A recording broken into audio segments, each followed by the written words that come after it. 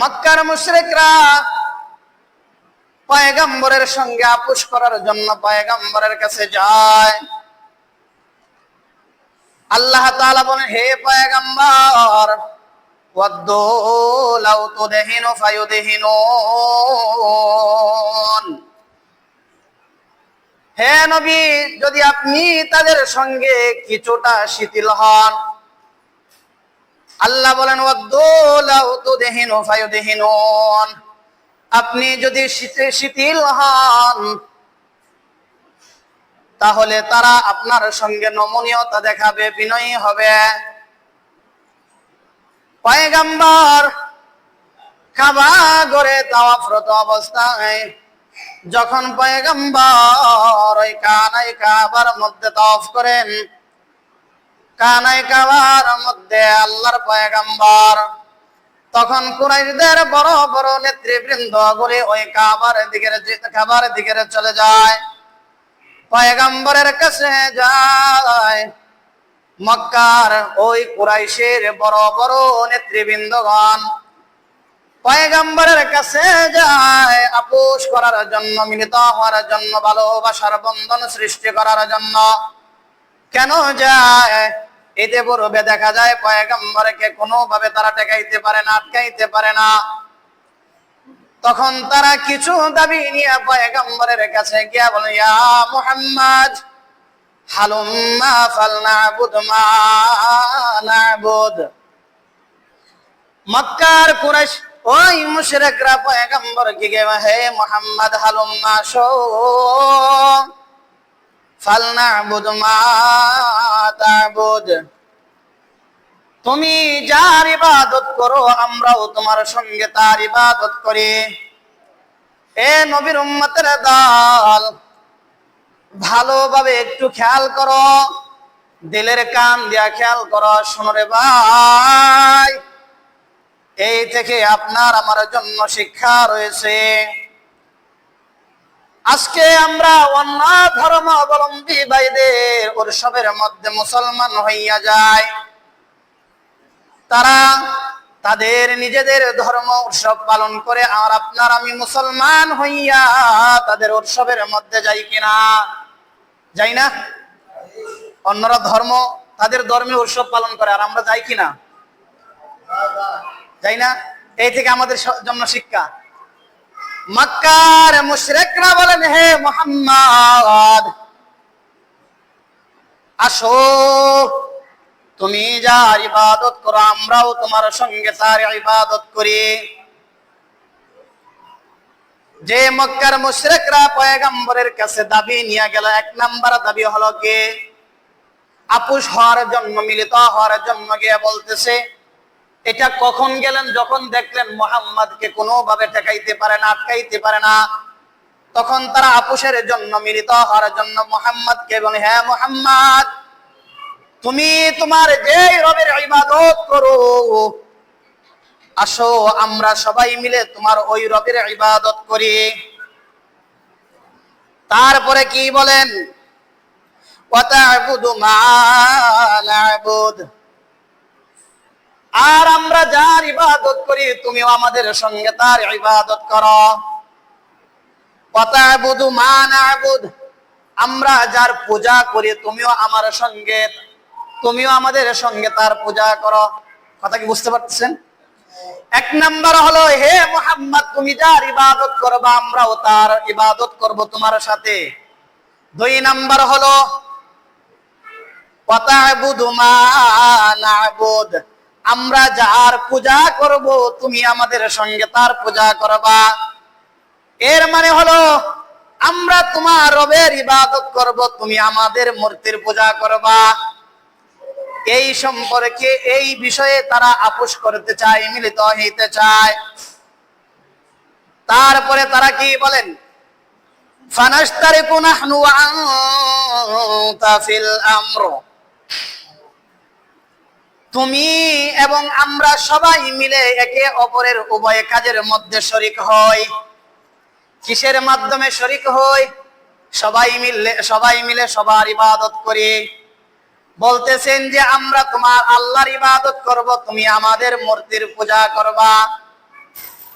তোমার রব আর আমাদের দেবতা, আমরা সবাই মিলে একে অপরের সম্পর্কে জানি, একে অপরের মিলে আমরা ফানাস্তারিকু নাহনু ওয়া আনতা ফিল আমর, আমরা সবাই মিলে দুজনের কে আমরা ইবাদত করব, পূজা করব।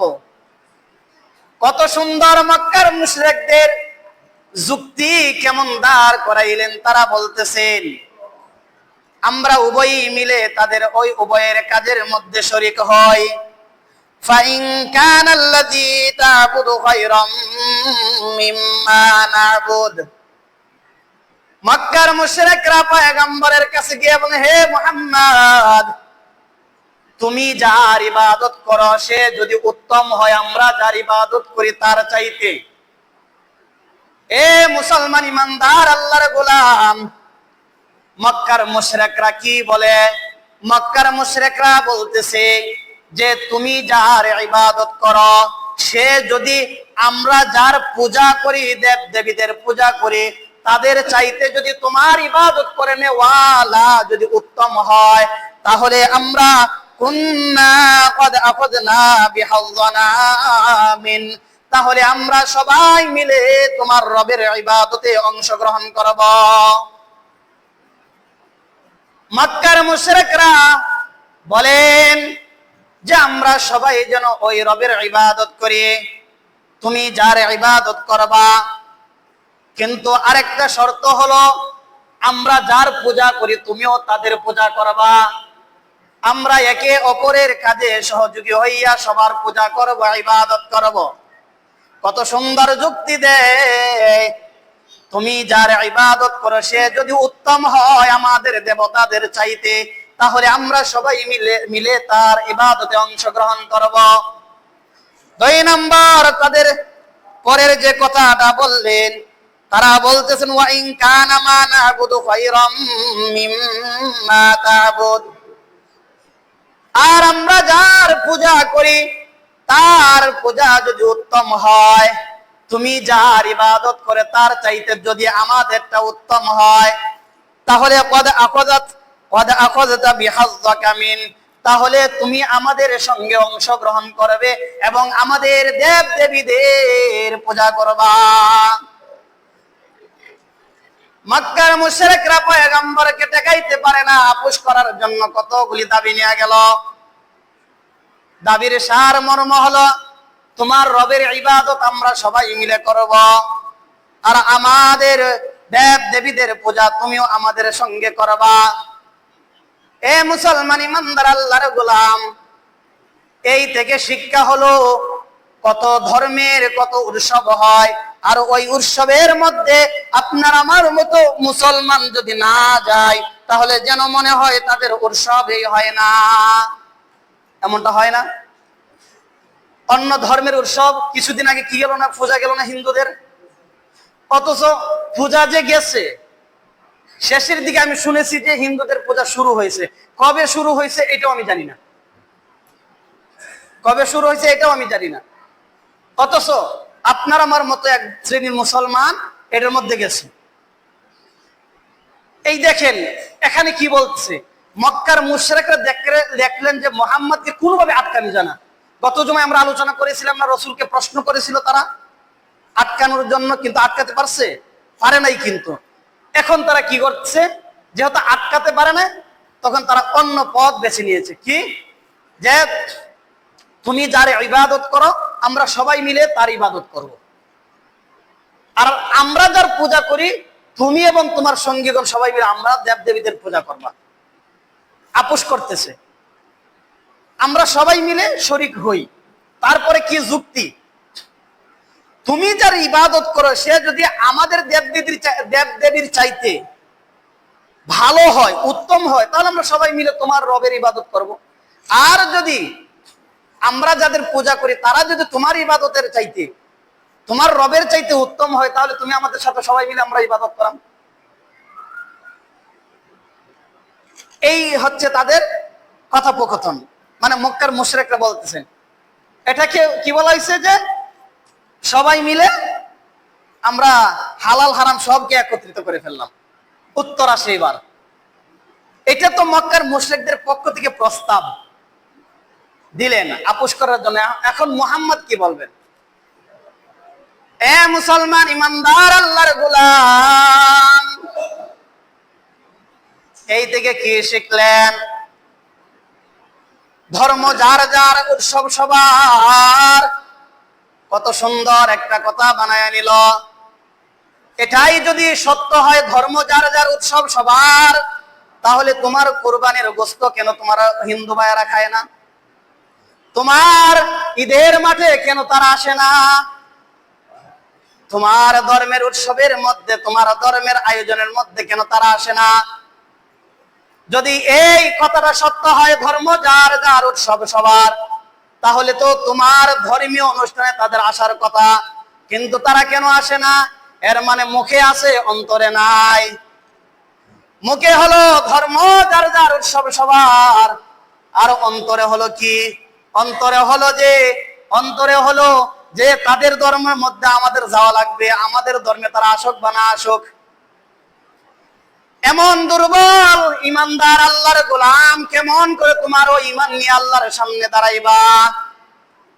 এ ভাই, কথা তো এটা হবে না ধর্ম যার যার, উৎসব সবার। কথা হবে ধর্ম যার যার, উৎসব হবে তার তার। তোমার ধর্মে যা আছে তুমি পালন করবা, তার ধর্মে যা আছে সে পালন করবে। এই মক্কার মুশরিকদের কথার উত্তরে আল্লাহ তাআলা সূরা কাফিরুন নাযিল করে জানায় দেন। আল্লাহ বলেন, কুল ইয়া আইয়ুহাল কাফিরুন। আল্লাহ সূরা কাফিরুন নাযিল জানায় দে। আল্লাহ বলেন, হে পয়গম্বর, আপনি কাফেরদেরকে বলে দেন, হে কাফেরের দল, লা আ'বুদু মা তা'বুদুন, লা আ'বুদু মা তা'বুদুন। তোমরা যার ইবাদত করো, আমি তার ইবাদতকারী নই। আল্লাহ তাআলা কত সুন্দর করে জানায়া দেয়। আল্লাহ বলেন, ওই মুশরিকদের কথার পরিতে সূরা কাফিরুন নাযিল করে জানায়া দেন, ও পয়গম্বর, আপনি কাফেরদেরকে বলে দেন, হে কাফেরের দল, লা আ'বুদু মা তা'বুদুন। তোমরা যার ইবাদত করো, আমি মুহাম্মদ তার ইবাদতকারী নই। ওয়ালা আনতুম আবিদুনা মা আ'বুদ। এবং আমি যার ইবাদত করি, তোমরা তার ইবাদত করো না। ওয়ালা আনতুম আবিদুনা মা আ'বুদ। এবং তোমরাও ওই রবের ইবাদতকারী নও যেই রবের ইবাদতকারী আমি। তোমরা ওই রবের ইবাদত করো না যেই রবের ইবাদত আমি মুহাম্মদ করে থাকি। ওয়ালা আনা আবিদুম মা আবাদতুম। আমি তাদের ইবাদত করি না যাদের ইবাদত তোমরা করে আসছো এই পর্যন্ত। ওয়ালা আনতুম আবিদুনা মা আ'বুদ। তোমরা তার ইবাদতকারী নও যার ইবাদত আমি করে। লাকুম দীনুকুম ওয়ালিয়া দীন। তোমাদের জন্য তোমাদের কর্মফল, আর আমার জন্য আমার কর্মফল। আল্লাহ তাআলা ওই সূরার মধ্যে কত সুন্দর করে জানায় দেয়। আল্লাহ তাআলা জানায় দিলেন যে তোমরা যেই রবের ইবাদত করো, সেই রব হচ্ছে, সেই ইবাদতগুলি হচ্ছে, যেই মাবুদের উপাসনা করো, ওই মাবুদরা হচ্ছে বাতিল। এই জন্য তোমাদের সঙ্গে মুহাম্মদ কখনো আপোষ করতে পারে না। যখন মক্কার মুশরিকরা পয়গম্বরকে আপোষ করার জন্য প্রস্তাবগুলি প্রদান করলেন, আল্লাহ তাআলা সূরা কাফিরুন জানায় দেয়। ওই কাফিরুনের মধ্যে আল্লাহ বলেন, শুনো, তোমরা এই যাবত পর্যন্ত যার ইবাদত করে আসছো, তারা তো কোনো সত্যিকারের কোনো মাবুদ নয়। এই জন্য মুসলমানদের মূল মন্ত্র হলো লা ইলাহা ইল্লাল্লাহ ওয়া আন্না মুহাম্মাদার রাসূলুল্লাহ। মুসলমানদের এক নাম্বার মূল মন্ত্র হলো কি? যে আল্লাহ হলো প্রকৃত মাবুদ, আল্লাহ ব্যতীত কোনো সত্যিকারের কোনো মাবুদ নাই। হযরতে আখির জামানার পয়গম্বর হলেন আল্লাহ তাআলার বান্দা ও রাসূল। এই জন্য আল্লাহ যার, এই মুসলমানরা শুধু শুধুমাত্র একজনের ইবাদত করবেন, তিনি হলেন আল্লাহ। যদি আজকে যে আপনি তাদের পূজায় অংশগ্রহণ করেছিলেন, আপনি তাদের ধর্মের উৎসবে যেতেছিলেন, যদি এটাই যদি জায়েজ হতো, তাহলে পয়গম্বর কেন মক্কার মুশরিকদের প্রস্তাব মেনে নিলেন না? কথা কি বুঝতে পেরেছেন? বলছে তুমি আমাদের ইবাদত করো। মক্কার মুশরিকরা বললেন যে তোমার রবের ইবাদত আমরা সবাই মিলে করি, আর আমরা যাদের পূজা করি দেব দেবীদের, তুমি মুহাম্মদ এবং তোমার সঙ্গীরা সবাই মিলে আমরা আমাদের দেব দেবীর পূজা করি। এটা হচ্ছে আপোষ। এই প্রস্তাব কাদের পক্ষ থেকে? মক্কার মুশরিকদের পক্ষ থেকে। মক্কার মুশরিকদের পক্ষ থেকে। উত্তরে কি আসলো? উত্তরে আল্লাহ তাআলা কত সুন্দর করে জানাইছে যে তারা যে ইবাদত করে, তারা তো বাতিল মাবুদের ইবাদত করে, মানে মৃত্যুক যারা। এই জন্য মুসলমানদের মূল মন্ত্র কি? লা ইলাহা ইল্লাল্লাহ ওয়া আন্না মুহাম্মাদুর রাসূলুল্লাহ। আল্লাহ ব্যতীত কোনো সত্যিকারের মাবুদ নাই, কোনো সত্যিকারের মাবুদ নাই। এর সঠিক অর্থ কি? আল্লাহ ব্যতীত কোনো সত্যিকারের মাবুদ নাই। মাবুদ কাকে বলে? যার ইবাদত করা হয় তাকেই মাবুদ বলে। মাবুদ মানে দাসত্ব করা। মানে কার দাসত্ব করা? যার দাসত্ব করা হয় তাকেই মাবুদ বলা হয়। তাহলে আমার আল্লাহ হলো মাবুদ, তাদের তারা যারা যাদের উপাসনা করে তারাও হচ্ছে মাবুদ, তাহলে সবাই হলো মাবুদ। তাহলে এখানে মূল অর্থ কি হবে? আল্লাহ ব্যতীত সত্যিকারের কোন মাবুদ নাই। তার মানে আল্লাহ হচ্ছে হক, আর বাকি যত মাবুদ আছে সব মিথ্যা, সব মিথ্যা। এই থেকে আপনার আমি কি জানলাম? এই থেকে কি এই শিখলাম যে সব ধর্মের মধ্যে আমরা যেতে পারি, সব ধর্মের উৎসবের মধ্যে আমরা যেতে পারি? এটা কি এই শিখলাম আমরা? তাহলে আপনি তো গেলেন তাদের উৎসবের মধ্যে, আপনি তো তাদের উৎসবের মধ্যে গেলেন, তাহলে আপনার ঈমান যারা অন্য ধর্মের উৎসবের মধ্যে গেল তাদের ঈমান, আর যারা গেল না তাদের ঈমানকে দেখেন তো আপনি। এই প্রস্তাব ছিল তুমি তোমার রবের ইবাদত আমরা সবাই মিলে করব, আর আমরা যাদের ইবাদত করে দেব দেবীদের সবাই মিলে তোমরা সবাই মিলে ইবাদত করবা। উত্তর কি হলো? যে না, আমরা তোমাদের দেব দেবীদের পূজা করতে পারি না, তাদের আমরা ইবাদত করতে পারি না, তাদের উপাসনা আমরা করতে পারি না। কেননা তোমরা যাদের ইবাদত করা তারা বাতিল, তারা তো মৃত্যু, তাদের তো নিজস্ব ক্ষমতা নেই, তারা কিছুই করতে পারে না। আরে বাতিল মাবুদের ইবাদত কেন করবো আমাদের হক মাবুদ থাকতে?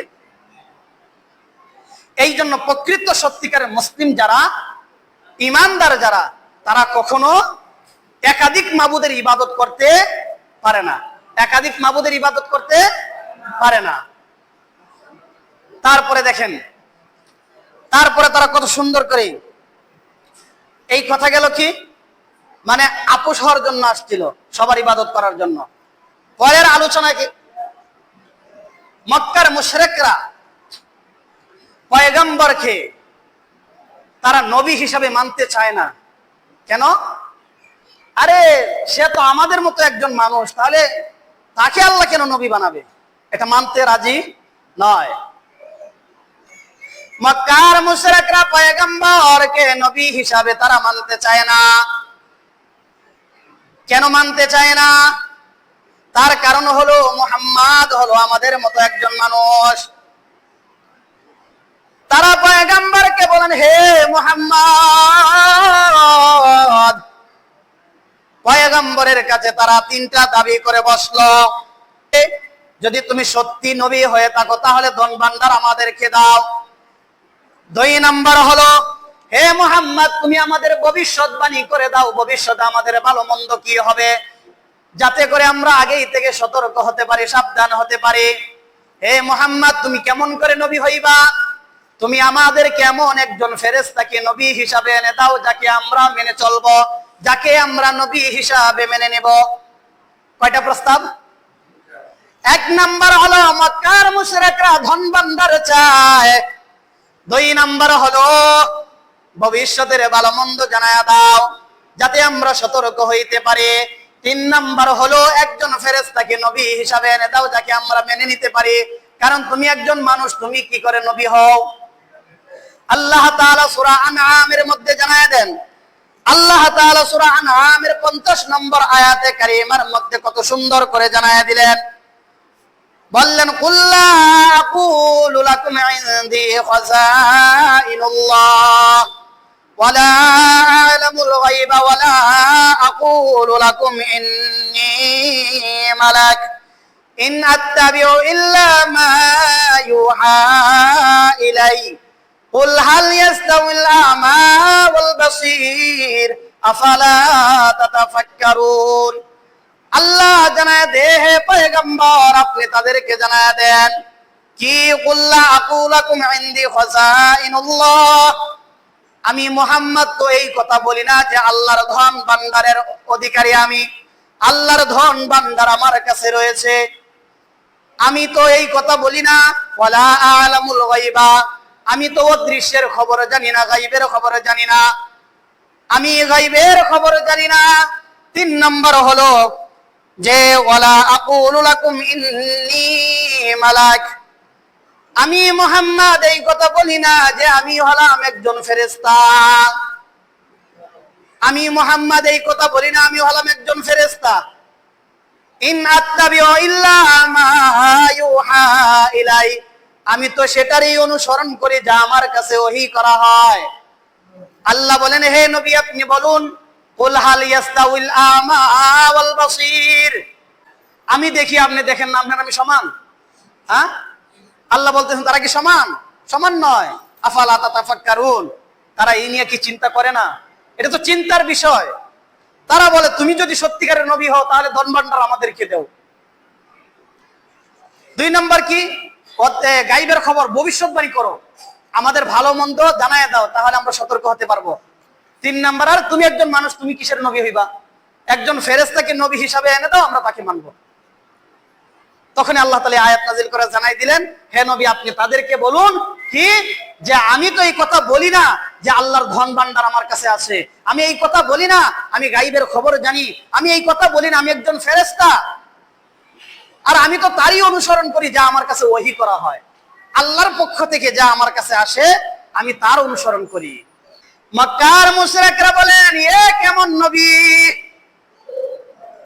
وقالوا ما لهذا الرسول يأكل الطعام ويمشي في الأسواق,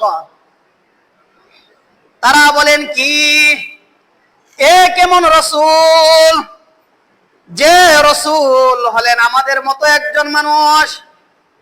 কেমন একজন রাসূল? وقالوا ما لهذا الرسول, সে আমাদের মতো খাদ্য খায়। তাদের ধারণা হচ্ছে নবী যিনি হবে সে খাবে কেন, নবী যিনি হবে সে আমাদের মতো হবে কেন, এই জন্য বলতেছে কেমন রাসূল সে খাবার খায়। ওয়ায়ামশি ফিল আসওয়াক,